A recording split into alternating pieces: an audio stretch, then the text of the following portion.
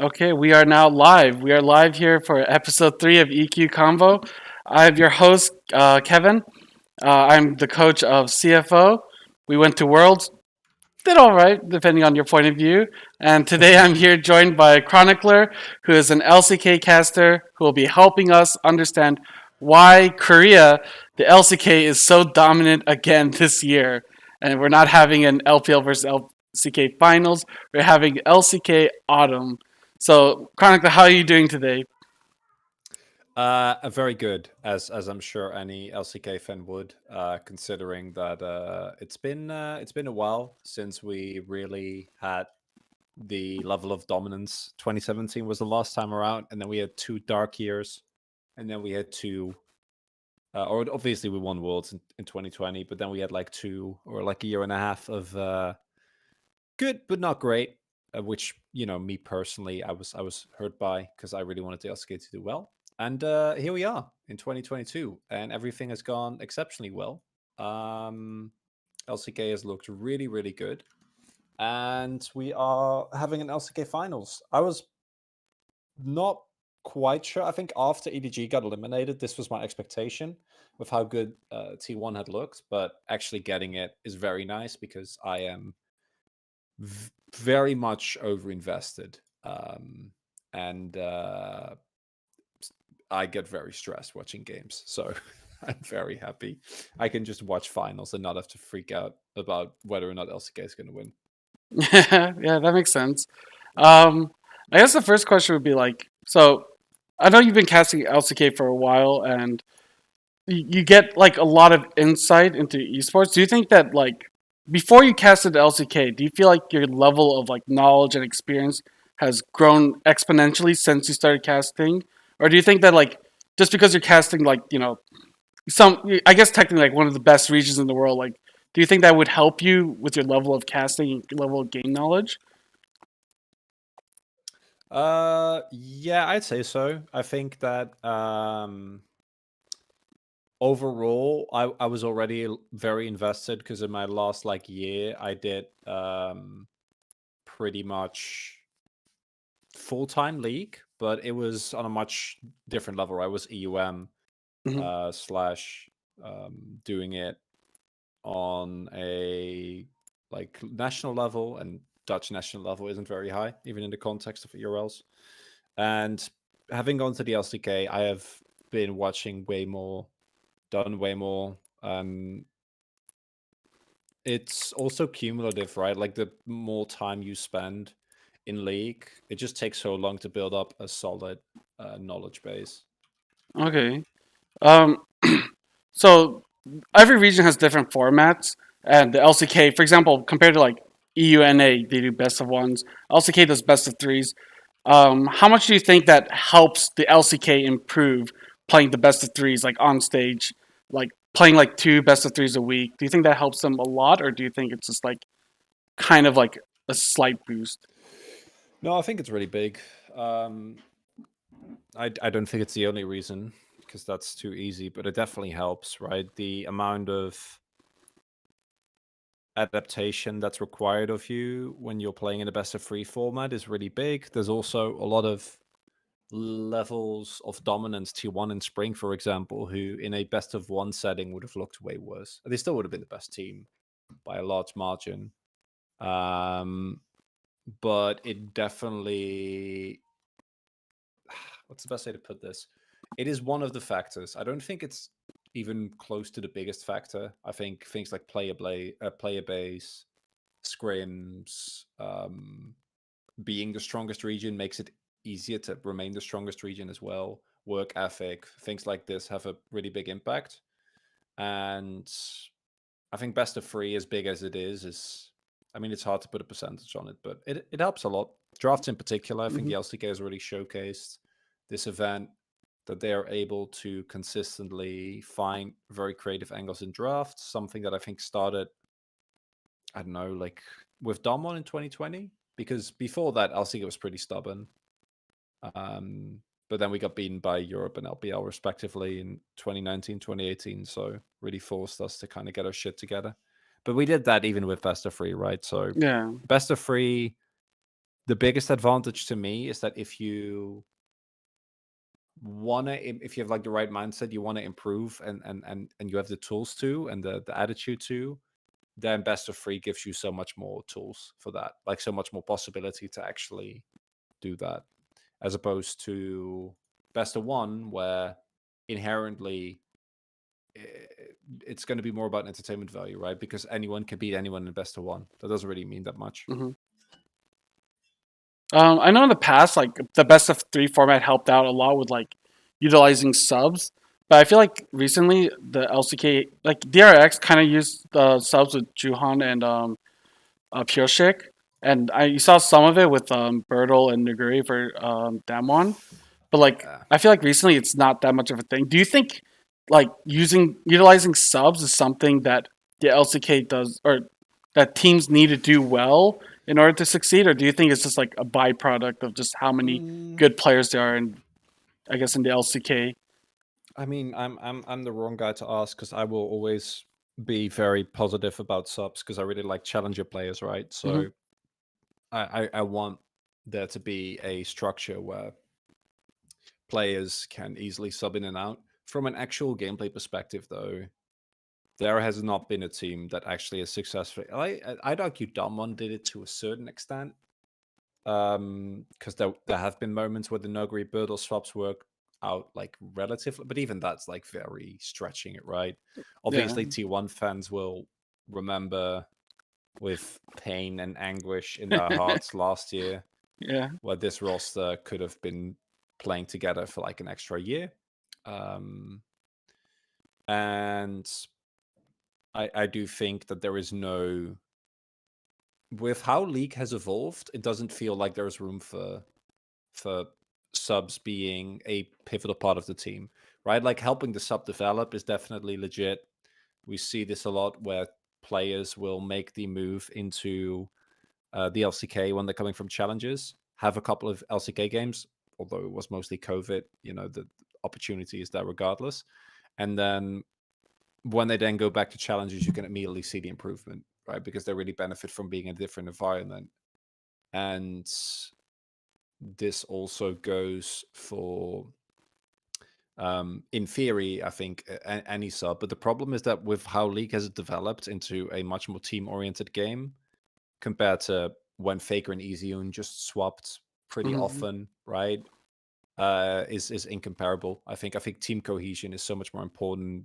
Team like DRX is the best example of this. Obviously, they also had a ton of other stuff go right for them, but the teams that have looked the best, so T1, same for, what do you call it? Same for DRX, is team cohesion to me, and it's also what set apart a lot of the LPL teams back when they looked really good. It's just the faith in each other, the willingness to follow up on engages.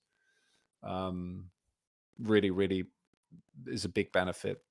And I think that if you sub, you're never going to really maintain that level of cohesion, because there's always going to be a lot more friction. And it's also just, you have to train in those instincts. Hmm. Okay. Yeah, I think that's a fair point about the substitute situation. I just feel like sometimes, like in certain positions, for example, like I feel like jungle, like having a subs and you can like swap in and out the junglers, that kind of helps with like changing up the playstyle of the team. But for other positions, I feel like it's a lot harder to utilize subs. And I feel like we see that a lot with the teams that do use subs that succeed the most. When people think about teams that had substitute players that were good, they think of SKT with Blank and Bengi, or I guess Blank and Peanut. Like that kind of I feel like in the jungle position that would be the most beneficial. I feel like maybe in other positions it might not be so great.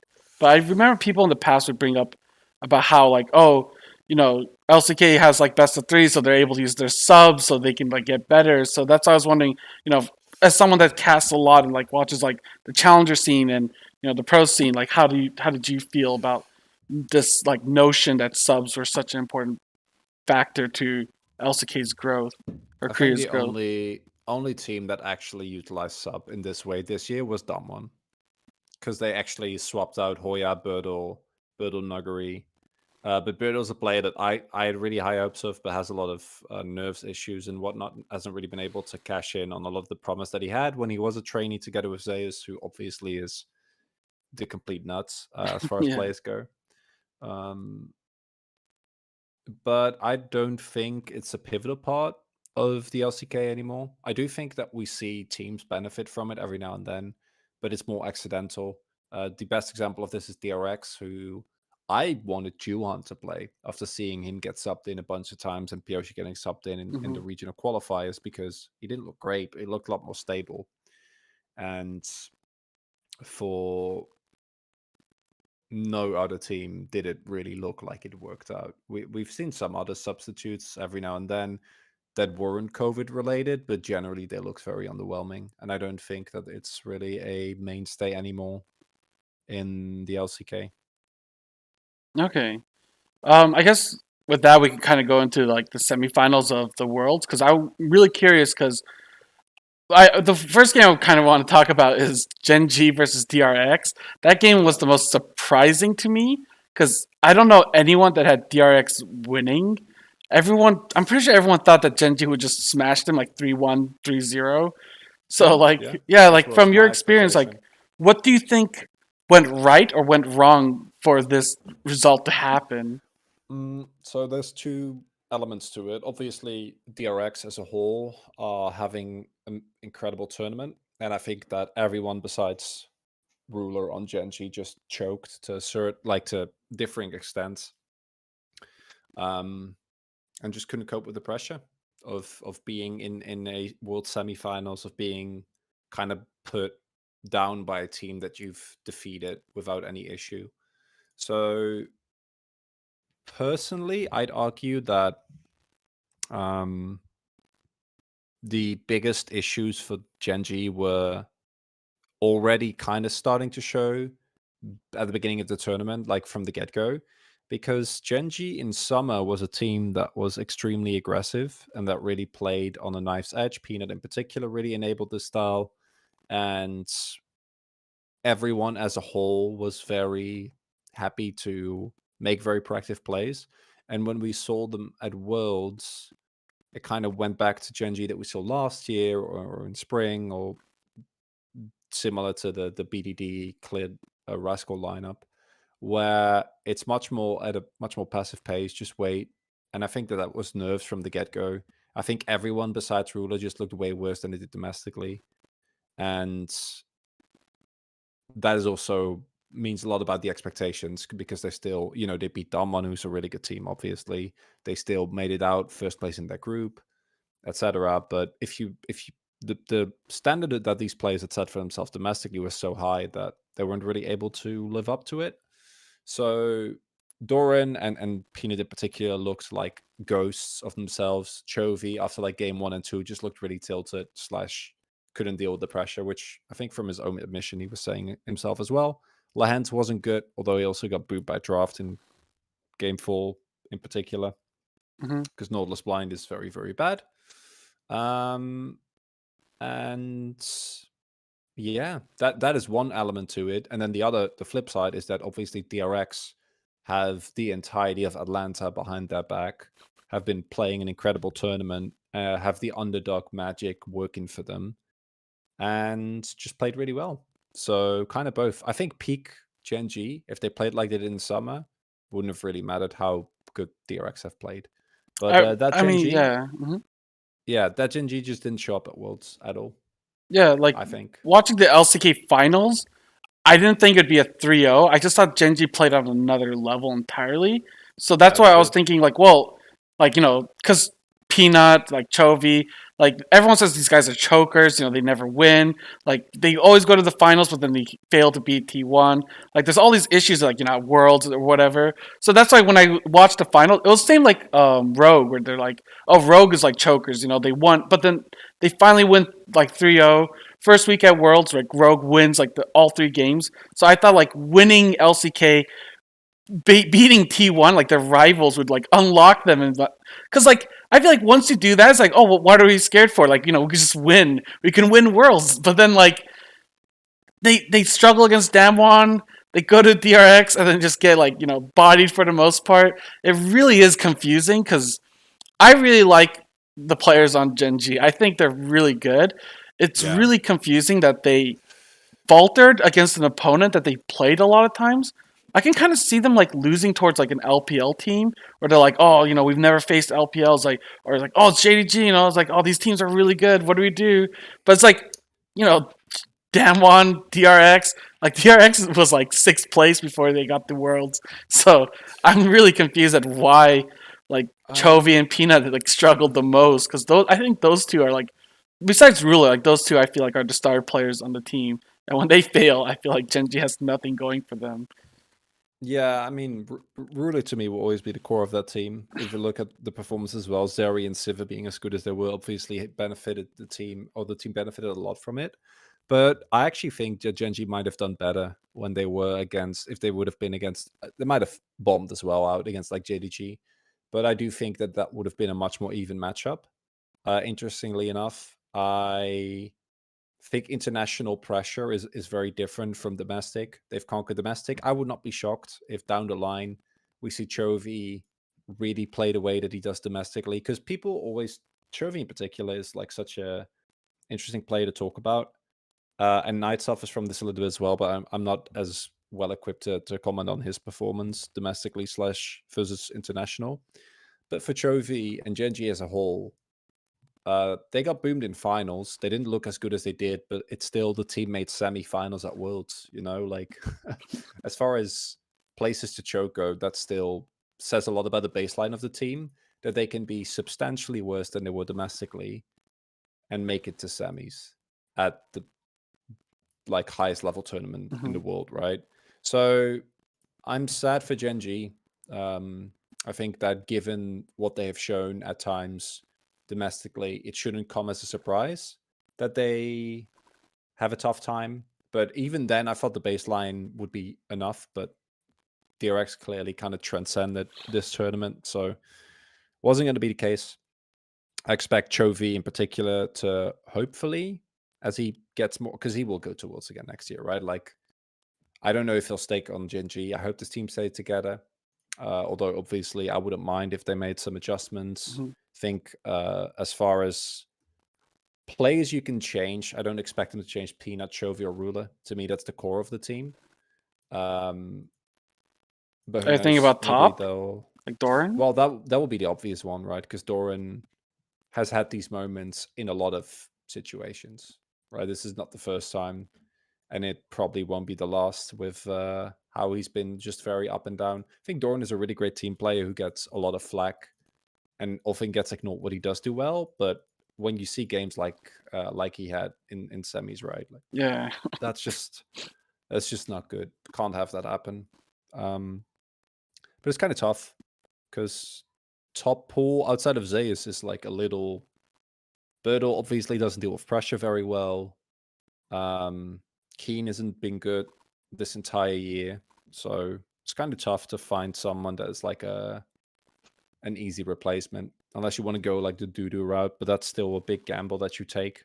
Yeah, that makes sense. So it's tough to improve upon. But yeah, the DRX miracle story is one that's so cool that I don't think anyone is really going to be upset, because Genji also isn't the most popular team, and Deft is one of the most popular players of all time. So from a fan perspective, I'd say it works out quite nicely for Riot. Yeah, I feel like I was thinking about the top four, like, because people are asking like, oh, who are you cheering for in semifinals? Because like, who do you want them? Who do you want to win Worlds? And I was thinking, I kind of like all four teams. Like, I feel like every team has like their own storyline that would be kind of cool if they won Worlds. They do, Like, because right now, like, I mean, T1 versus like DRX, I really want. I'd be happy with either team winning. Like Faker winning a fourth title, or Deft winning his first title after like almost 10 years of trying. I feel like that in itself is such a great storyline. Like, I'd be happy. Like, I'm really happy that Deft is doing so well. Like, his team is doing well, and he's like actually able to perform. And I feel like I think Zeka is like has a really great story going for him, because I didn't watch that much DRX in like a regular season, because I just thought they were like meh. I didn't think they were gonna go to Worlds, so I was like, oh, I'm not gonna watch them. I try to watch like the best teams in every region. So DRX is like I wasn't familiar with. I thought Zeka was kind of like average or below average, So when I was talking to people, I was like, yeah, I don't think DRX is gonna do well. I think Zeka's gonna he's just gonna get owned by everyone. And then he starts popping off, and I'm like, well, I guess I'm wrong. But it's like I'm happy to be wrong with that because I'm happy Well, yeah, that when a Zeka is player doing is super well. Like yeah, he's popping off like crazy. I don't know what to say. yeah, when a player does that well, like no one you can't ever really be upset, right? Because it's such a cool story. So so if you had actually, which you shouldn't have because the team kind of sucked, right? Mhm. But if you had actually watched every DRX game, Zeka and Deft were like those were the two guys that won games on that team. Um, I talked to a bunch of people previously to the tournament as well, and I was expecting it to be just Zeka and Deft desperately trying to cling on to the map, and then Beryl kind of ran it all year to varying degrees, but generally did. Pioshik was a coin flip, and up until the regional qualifiers, Juhan looked better than he did. And Kingen was just kind of there. So Yeah, yeah. if Zeka and Def didn't perform, the team just looks very lackluster throughout the entirety of the year. But at the same time, like this level of performance is kind of mind blowing. Even take into account that I think at times he was one of the top three mids in the LCK, which in of itself is a huge achievement. I think the mid pool in the LCK is by a large margin the most Did stacked you in the think entire Zeka was a world. top three mid during the regular season? Yeah, round robin one he was. Yeah, for Okay. sure. Individually, right? Like not DRX as a Yeah, team. yeah, yeah, yeah. Like Individually. just DRX individually. I can look. I don't remember, but I'm pretty sure I put him in third place for Okay. my I think I you know had the him end around of fifth place. That's why I was saying he's mid tier. Which yeah for the LCK has a lot of good mid laners, so it's not like a huge knock on him. yeah But obviously, but like there was if you looked, it depends on when you looked, right, mm, and what meta you looked, and also I don't think that generally no matter where you looked he looked really good. He looked like the best player on the team, but there's a fairly large margin between being the best player on a mid-tier LCK team and hard carrying your team like past the previous world champions and the LCK winners at Worlds. So it's still a pretty substantial glow up that he's had.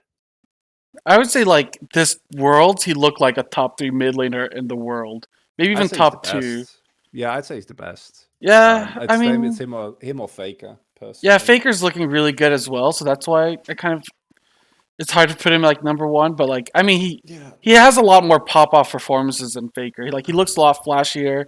He definitely like wins a lot of like 1v1s. He looks like really like cool to play. I like watching him yeah. play is like really cool. So whereas Faker's Me, more like I feel like he does a lot of things that aren't as flashy as Zeka. yeah, I mean, like in terms of macro calls, obviously Faker is invaluable, but when you look at individual, and also there's two elements. I think individually, Zeka has a lot more weight on his shoulders. And then on the flip side, also Faker is playing with what is at the moment the best bot lane in the world, and And one of the best top laners, maybe and top two. I'd say yeah, it's top two, right? Like Yeah, I thought 369 and Zeus is probably my it's top two. I'd say that I don't think we got really a definitive answer. I think in that series 369 looked better, but it's really hard because Kanavi played top side and he got kind of big. But I think regardless of who you ask, if you have to come up with a best top laner, 99% of the people will pick one of those two, and then Mhm. you can argue about which one. But they're clearly in Yeah, a league of their own. And then the worst player on that team is Owner, who is like still an exceptional jungler. And like he's only the worst player because he's playing on T1, right? yeah, So basically. it's just relatively. So I think that what Zeka has done for DRX to me is worthy of him getting the title of best mid at the tournament. But I still think T1 is going to absolutely maul them, which is a little bit of a spoiler alert, but I don't think it'll be very close. But I thought that about Gen G, and I was wrong there. But I don't think T1 is going to choke the way that Gen G did by any margin. Yeah, I think I want to say it'll be close, but like I thought that with Gen G and EDG, so they could prove us wrong I mean, again. with It's EDG, it was possible. close, right? With EDG, it actually did go all the way. Yeah, yeah with the inhibitor first game to the inhibitor almost going down. Like it could have been maybe it could have been 3-1 for DRX if that inhibitor went down instead of the Nexus went It down instead of the inhibitor coming very back well up. could have been. Yeah, I think they were clearly the better team on the day, but it was still a close series. Yeah. Okay. So you think T1 is gonna win Worlds then? Oh, absolutely, yeah. Do you think there's any chance that DRX could maybe pull up an upset and complete their Cinderella run? Yeah, of course. Yeah, I mean, DRX is like, you don't get to Worlds Finals without being good enough to get it done, right? But to me, so the core issue is stylistically. I think that the top gap, no matter how well Kingen plays, should be substantial. Because Kingen is one of the best tank players that we had in the LCK. His Ornn in particular, like unironically, is the best Ornn in the league, I'd say. Hmm. Um, but if you pick a tank, and DRX in particular loves to counterpick, right? Because they love to throw counterpick towards barrel and support, because even going up against Carrier, I'm pretty sure he played like the most champions of any support in the entire tournament. Strauenheimer bans, very, very crafty player, which he deserves credit for. But if you give counterpick, you blind pick a top laner against Zeus, he will pick like Gangplank or Camille, and you will just lose the game outright. That wasn't the case against Genji. Um, and Faker will also not crumble under the pressure. So I think that was some of the things that for DRX were issues that against Genji weren't relevant. And that's not even going into the playing style of the two teams, because as I said before, Worlds Genji was very different. Domestic Genji would have stomped DRX because they were a proactive team that actually did stuff. But if you play slow against current form DRX, like current form Genji did, then you don't really have as much of an angle, clearly, because of how well the team is playing. So then the T1 plays like I'm gonna cool down my phrasing a little bit, but they play like they're hops up on like 5 Red Bulls, right? Like they're sprinting Okay. around the map. Yeah. They're permanent, and in a good way. I don't mean it as disrespect, but more Hmm. they play extremely high paced League of Legends. And when DRX domestically looked bad, it was because their opponent outpaced them, and they kind of never got to do their setups. They never got to team fight. They never got to, similar thing to what happened to JDG, effectively, where they never actually got to play the video game. And I'm very worried for DRX that the same thing will happen against T1.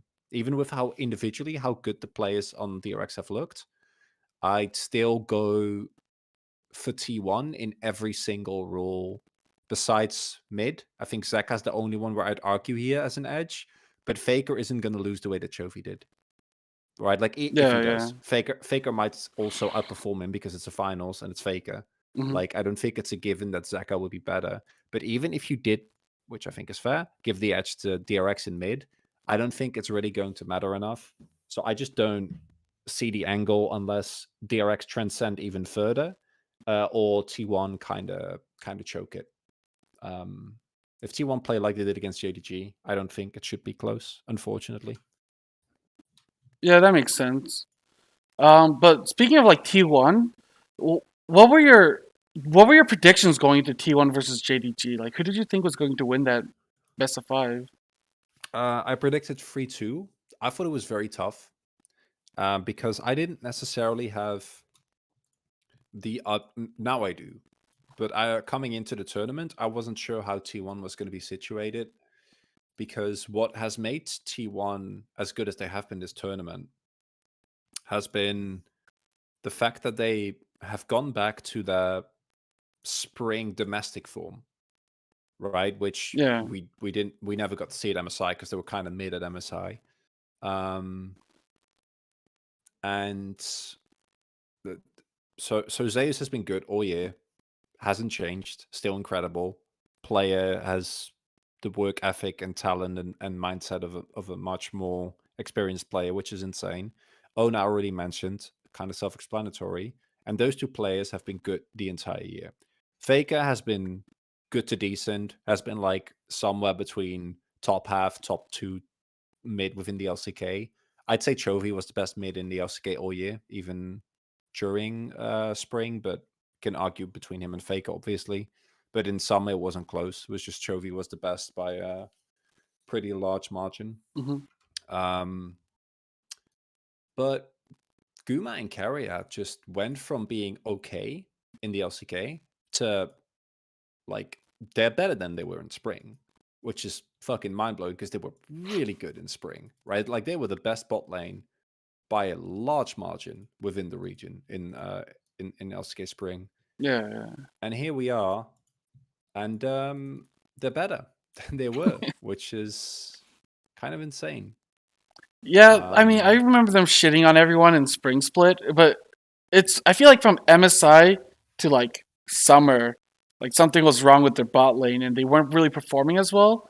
Maybe it could have been the meta change, like the different AD carries and different styles they had to play. mm, But I didn't think Gumayushi would be this good coming into Worlds. I thought he'd be like good. I didn't think he'd be like, mid tier or whatever, like have issues the whole year. I thought he'd, be able to fix it by the end of the year. no, I tend to agree. I think that this level of performance is unreal from them and really really heartwarming because I don't think it was meta shift. I think Carrier, by his own admission as well, was struggling with COVID, like long COVID, Oh, okay. coming into MSI, and we even saw this for I'd say the entirety of the year, Hmm. or the entirety of summer as well. So I think individually they just weren't that good. I don't, Okay. there's people going towards like the ping and the meta reads and whatnot, but they just weren't playing. That I think Guma was just not on form. Not sure if it was the pressure or like what the reason for that was, but just didn't look that good as a player. Carrier dealing with COVID. So then you had a team that kind of relied on topside, which is also how they played for the larger part of spring until the end of the season, when it did kind of come together and looked a lot better. But now everything works and their macro has gone back to like how they looked at their best points in spring, because it's not like that macro was infallible in spring, but they would have comebacks that were pretty unreasonable, right, in terms of what they're able to pull off at any given time. And yeah, they're so good. Like it's kind of hard to talk about because when your laning phases are that good and you have sick champion pools and every player on the team can carry, because even though he didn't do it in the games that we saw, like Faker is coming in, I was expecting him to play facilitative rather. Then he picked like a Kali blind like 3 or 4 times in groups, dunked on people with it, then went back to Rise of all picks, right? In Oh the yeah. which he performed exceptionally on. And then the same can be said for any player on that team. So they're extremely diverse. They're extremely aggressive. Um, like how do you approach a team like that? It's really really hard. You got to at least keep up with keep up with the hands, and I think DRX might be able to do that, but then also keep up with the macro, and that's where I'm like, I don't see it. I don't know. Maybe Barrel Circus finds like a different angle that I'm not seeing. Won't surprise me. He's done it before. So the JDG match and the T1 match, I felt like the biggest gap in that matchup was the bot lane. I felt like Hope and Missing did Yeah, not do well against Gumayushi and Keria. Because I felt like, 369 did okay. Kanavi did fine, like matchup wise. Yeah, Gal was underwhelming compared to Faker, so that could have also been an issue. But I felt like the biggest gap was the bot lane. Like I think T1 just like completely gapped JDG's bot yeah, side. Like there was they like did. it was not even close. Whereas I No, it feel was like disgusting. DRX, like Deft and Barrel, I feel like they can hold their own. I don't know if they'll like outperform them, but I feel like they won't get like run over every laning phase. I think they will. I don't know. It's so hard because it's much. I think it's much easier to fairly judge these teams when you don't. I have seen Barrel do some truly heinous shit throughout the year, right? Like Okay, yeah. I've seen my man run it a lot. Um, But that's So regular just season. We're off to Worlds with the new I DRX. I know, but it's not like he's done it last year as well, right? Like it's I would not be uh there obviously is a chance for DRX to win. Obviously, it wouldn't be in finals, but I'm seeing the odds very low. I think that they will actually struggle. I think Guma and Carry, with how well they have played, will have at this point earned the confidence that they won't get boomed by the weird circus picks that Barrel's gonna sure. I don't know what he's gonna bring, but surely there'll be something else. There's no way it just ends at Heimerdinger. I don't know what, but Singed. that guy has a Maybe. I don't know. It could be Singed, could be Zig support. Like who knows? You never know with Barrel. Um, and that diversity is a really big strength. But like I said, even if they do stand up to bot lane, you're gonna have to give up draft resources. Because in straight up matchups, I don't think you win against Guman Carrier with how well they're playing right now. So you're gonna have to divert draft resources towards making sure that you have a good matchup, or you're gonna have to cover from either mid or jungle. But if you do that and you leave top on an island, you're screwed, right? Like Yeah. that's kind of the problem.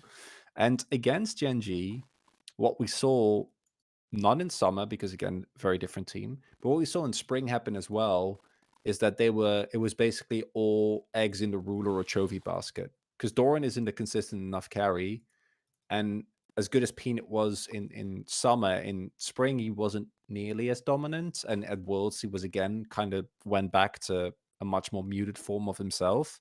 So you don't have enough win conditions, right? Whereas Mhm. T1, I don't know if everyone on the team can play both carry, weak side, and has like amongst the best champion pools that we find at the tournament. Like, what do you do? It's not Yeah. fair. I It's feel not like fair. every other. Well, that's why I was kind of surprised that Genji won the final so hard. Because I feel like every team like has a weakness, whereas T1's weakness, if everyone's playing peak performance, of course, I feel like they have like some of the best players in each position. So that's They why I do, thought like, yeah. oh, it'll be a good finals. But I mean, Genji won 3-0, so that's why I was like, okay, well, I guess there are some weaknesses. There's ways to beat T1, but I feel like so far at Worlds they've been looking really clean. Like they've been looking like they have no weakness. So that's why I'm kind of worried that I don't know if DRX is going to win. They can. I Yeah, think they'll win a game, but I don't know if they'll go to game 5. I feel yeah, like it's that far gap wise. I agree. Yeah. I don't have much more to add. That's my Yeah. expectation as well. Okay. Um, something I wanted to get your thoughts on because I know you watch a lot of like LCK challengers and stuff. So recently, like the LPL and like China has had issues with like academy players and like where you can't play games if you're under a certain Yeah, age or because for of the too long. legislation. Yeah. Yeah. I don't think it's affecting them this year. I don't think that's why LPL is like struggling. But do you think that like in the next few years, do you think we'll see like LPL like regress a little bit to make up for those new differences? Because training new players will be a lot harder now. Well, it kind of depends as well whether they're gonna be able if they are able to grab challenger players, then it doesn't really matter, right? If they are able to grab them early, because Zaka came with Coma to Vici, right? Like if Hmm. you can get if you can get players like that, players like I don't know, Pays, Bulldog, Thanatos, Lucid, Sylvie, like these super talented up and coming Korean players, and you're able to take them away, then I think you will not suffer as much. But yeah, my expectation is that in the long run, the LPL pool will really suffer for it. But I also have to say, I don't really know to what extent this law is like circumventable. Hmm. I don't really know enough about the local situation, like to what Yeah, I extent was can just you trying get to think of away it as like around it. if you took it at face value, At like face how value, much yeah, would that affect? definitely. Yeah, no, of course. The reason why, besides existing infrastructure, LPL and LCK seem to be so far ahead is because of the influx of talent that they have, right? Like the fact that a player like Malrung is a really good example of this. Hmm. Can go to the LEC and just kind of dunk on people for a year. When in the LCK, we literally saw him play like even last year, right? When Domin was kind of rotating Yeah, stuff, and he was just kind of there. Of course, players can get better and whatnot, and form isn't static. But this is a very easily observable trend that LCK players and LPL players as well. Although with LPL, it hasn't quite been as successful, which I don't know if that's a language barrier or culture thing, or what the main reason for that is. There's also much more of a history of LCK players getting exported. Um, but when you have, Jong-un is another example, who played support on Astralis this split in the LEC and looked really really good. Like it's tough, if you don't have that same influx of talent where a player that was kind of okay in an LCK context uh, can come in and do really well because of the level of domestic play that he's used to, then it's really hard to keep up. I think that was also the biggest issue for the West this time around. Like they just mechanically couldn't match any of the LPL or LCK teams at all. So like, what do you do at that yeah. point? I feel like it's not an easy problem. I mean, like I know every year we always have this discussion like what could the West do better, Yeah, of and course. like what is like LCK and LPL like what are they doing that's so special? But I just feel like it's not an easy problem to fix. I just feel like there's so many small issues that start to stack up that it's really hard to just look at one thing and point at that. I feel like you'd have to like lay out everything and try to figure out how many of these problems can you realistically fix. So yeah, I feel like yeah, it's really hard because like I want the West to do better. I want more competition, obviously. But something that I saw recently that I thought was interesting, the LPL and like LCK and like the PCS and LGL VCS, they had like a academy tournament where like a lot of the secondary teams or the training teams got to play online against each other. And I thought that would be like a really cool idea to have, like kind of like a mini worlds where you have like a Oh bunch of yeah. like academy teams like competing. I feel like that would help like bridge the gap and help like develop these like every player around the world to kind of get a little bit better by playing against the other regions. How did you see the tournament? I think it was called like I, Asia I, I Cup. I think. yeah, no. I worked on the tournament, which was kind of a Oh, train okay. wreck for like a variety of reasons that I won't get into. Okay. But I the concept is amazing. Yeah, no, absolutely love it. I think that the growth of new talent to me is one of the most exciting parts of working in League of Legends. So I'm always, obviously, otherwise I wouldn't spend as much time as I do watching challenges. Hmm. Seeing that is really cool. My main issue is that as long as ping is the way it is, and as long as you don't have proximity to the best regions, you're going to just not be able to keep up. Like you need to be scrimming LCK and LPL teams. Otherwise, and we see this very, I think Impact's a really good example of this. If you have had that form in the past and you play against those players again, you can get up to the level very relatively quickly because you Hmm. have a lot of habits that are ingrained and a lot of knowledge that is accrued. But if you don't have that, then you just kind of get boomed, right? Like there's just, it feels like there's not that much that you can do when you play like an international tournament and a half a year, Yeah. and there's just not really anything that you can do to kind of keep up with the amount of pressure that they're outputting. And then before the tournament's over, you play like 6 best-of-1s and you play like a couple of scrims and then you're gone, and then everything that you learned goes away again because you don't need it in your own region. Yeah. But I do love the idea of having more. I would love to see EUM versus like Academy Worlds. That'd be amazing. But it's kind of tough because ERLs are not really LEC Academy, right? Because the LFL, for example, is bigger than some of the major regions. So it's not really quite a 1-to-1. But I would love something like that. Yeah, Yeah. would be really Well, really if fun. the like EU Masters winners if they came over to Asia for like maybe like half a month or a month just to like Yeah, that'd be scrim and amazing. like stuff. I feel like that would That'd be super help fun. kind of like develop the region, or like it would help level everyone up like a little bit closer.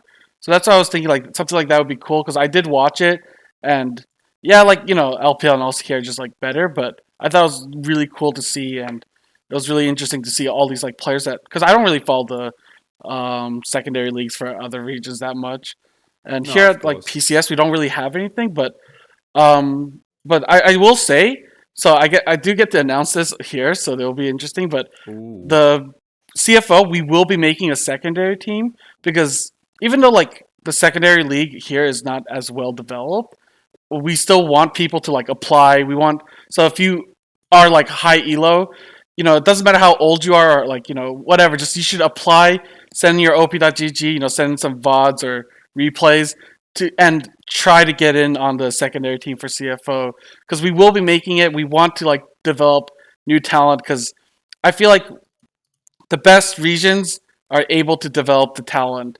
And even though like yeah, like PCS has less talent than like LCK, I still feel like it's still worth time and energy to develop the region. Like there's no reason like cuz NA has that issue where they're not the Academy League is not really that I don't know if anyone cares about Academy in NA. But like I feel like EU they care. So even though EU is not the best, I feel like they still do a decent job at developing. So yeah, like here at CFO, we are gonna try to develop and we are gonna make a secondary team. So if you are That's out there, you awesome. should apply if you are, good enough. Yeah, okay. That's cool. Yeah, yeah. I guess we did talk a bit about the finals already, and I feel like the Yeah, I don't. finals, like the storylines are interesting, but I don't know if the games themselves will be super hype and super interesting. Yeah, I don't think I'm the guy to ask. Like I said, I talked about this in Poxted as well. Hmm. My expectations, unfortunately, is that it'll be kind of a blowout, and it won't be super fun or super entertaining. It will just kind of be a thing that's gonna happen, and I hope I'm wrong. I think the opening ceremony, as per usual, will be awesome. Hmm. But yeah, my expectations are unfortunately not very high for what the actual gameplay will entail. Let's say in a hypothetical alternate universe where we have double elimination, who do you think would be in the finals with T1? Uh, Damon Kia probably. You think Demon would be in the finals? Yeah, I think Damon was the second best team at Worlds, if provided that T1 win. Okay. That's my read at least. I know they didn't beat Gen G, Hmm. um, but if I had to pick another team that I think would have made it, it would be them. Do you think Demon has a Um, chance of beating T1? oh yeah, certainly. Yeah, if they play well. Well, I don't know because, like I said, I think T1's the best team at Worlds, so Okay. they have a chance, but Yeah, yeah. they wouldn't be favored. But to me, Damwon, when they're playing well, would be my second pick. Yeah, for team that I'd expect to make it Okay. um, and do well in the finals. I see. Yeah. That's interesting. Did you think that yeah, okay, because like I guess Damwon did do well, but I'm surprised that you think they would be like the second best team in the world. I guess it's I mean, who possible. else would you pick? It's not an LPL team. Well, It's not I was Genji. hoping Genji would level up if they had a lower bracket. Like they would I get don't. better as time went Maybe on. maybe I think Genji kind of kind of boomed themselves. Maybe it's top esports. Maybe that's the pick. I had top esports winning worlds. They're my crystal ball pick before the world started. And didn't even get a group, I so think mine was Genji. That's a toughie. I just went with the stats, but the stats were not in my favor. it's rarely a rarely a tier or I guess a first pool team wins worlds. Like more often than not, it's like the second best team or place team that wins worlds. So that's why I was like, well, JG got first, TS got second, so I'll go with TS, and that was my logic. But I mean, the last. So EDG was first. Damwon was first. Was FPX not first seed? Were they second uh, I believe they're in second seed. 2019? I think IG Oh was the wait, first seed. I think Samsung might have been the Samsung was not first because they never won their No, I think region. Samsung. No, I think Samsung might have been the Because IG last wasn't first team. because RNG was first, and they were like Oh, the there you go. favorites. Yeah, there you go. So it's 2018 then. I mean, I was told top was really. Obviously, I barely get to watch LPL Hmm. because I spend an unreasonable amount in LCK. So Yeah, I was told top was very good, and then I saw that in like the final two games after they were eliminated. It was a bit unfortunate. yeah, that's true. Once they got elevated from Worlds, they Yeah, looked really good. It's the NA special. Okay. Well, I think we're done for today. If there's anything, is there anything that you thought we should have talked about that we kind of missed? No, I think I mean, as always, watch challenges. It's a really fun league. And you get to watch the people that will win worlds in like 3 years, and you get to be a cool hipster about it. You can be Hmm. like, I watched that guy 3 years ago, and I knew he was going to be good. And then everyone will be like, oh man, that's so cool. Okay. Is there anything you're working on recently that you can maybe like plug in or shout out? No. Listen to "Run Away with Me" by Carly Rae Jepsen. It's a really good song. And thanks so Okay, much okay. for having me on. It's very, very fun. I really like the. There's always teams. I mean, obviously in this world, it's kind of DRX, but there's always teams at Worlds that do really well and kind of unite a lot of the fans. And I think CFO was one of those teams this time around Okay. because they're called Flying Oysters. Thank So you you. kind of gotta, you know, that'll Do you that'll like do our it. merch? I've been wearing it because they've been giving it to me for free to wear. I I just love the goofiness of it, The and I think name. that they actually played. Yeah, exactly. The flying oyster part. I don't think for a lot of fans it's deeper than that. I think they just like Yeah, the yeah. idea of flying oysters, and obviously the team played fairly well as well. I'd say. Okay. So I thought it was cool. Yeah. I think we did fairly well. It was just unfortunate we got COVID the last week of Worlds, but Yeah. I don't think we would have beaten Gen G or RNG. But I think we could have beaten 100 Ds again. No, It's, I'm right there with you. Yeah, that's my take. I think Gen G and RNG were just a little bit like, even though Gen G didn't do so well in groups, like I still thought they were like better.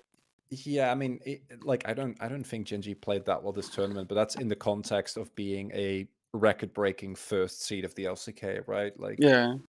still playing against a team that is incredibly good. Okay. Okay, well, thank you so much for joining me. It was really great to talk to you. I really like your cast. I like watch. I like watching LCK. I've been watching it forever, so it was really nice to Hell talk yeah, to someone from LCK. But that's yeah, awesome, man. I was happy to be on. Thanks for having me. hey, thank you so much. Thank you everyone for watching, and I'll see you next time. Hey. All right, take care. Have a good evening.